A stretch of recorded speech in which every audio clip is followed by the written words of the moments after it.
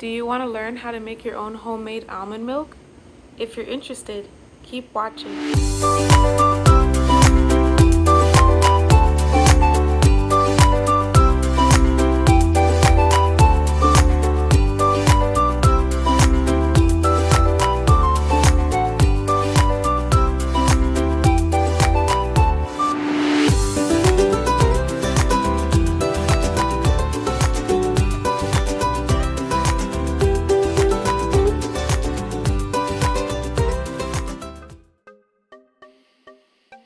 Okay, so we're going to start off with 1 cup of raw almonds.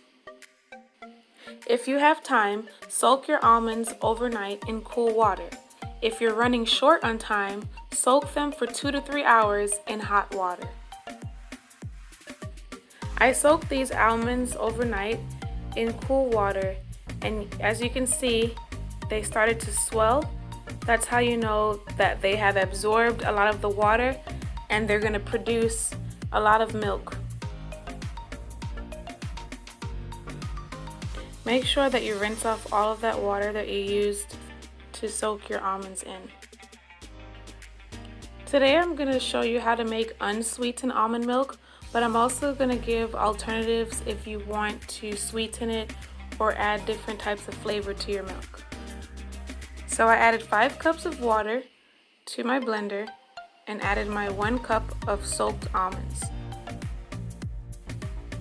If you want to sweeten your almond milk, you can add 2 medjool dates or a sweetener of choice and a pinch of salt. For vanilla almond milk, you need 2 medjool dates or a sweetener of choice, a pinch of salt, and 1 teaspoon of vanilla extract. For strawberry almond milk, get 2 medjool dates or a sweetener of choice, 1 pinch of salt, and half a cup of berries or more to taste. Blend on high for 1 minute and 30 seconds.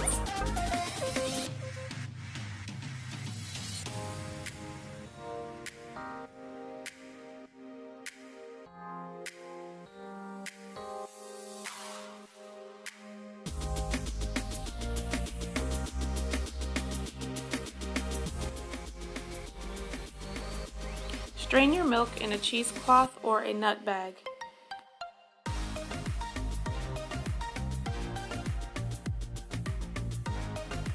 And just strain out all of the almond milk. It's super simple.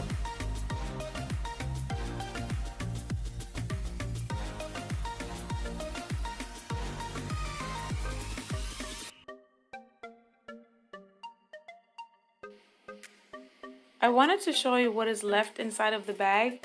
This is actually called Almond Meal. You can use it in any baking goods that you do, and it's very healthy for you. It's a very good source of fiber. This freezes very well, by the way. Almond milk can last 4 to 5 days in your refrigerator, or it can last 1 month in your freezer. So there you have it, your almond milk. I decided to use unsweetened almond milk because I wanted to use it in a variety of recipes. But it's quick, easy, and simple. I hope you can try it out. Thanks for watching. Bye.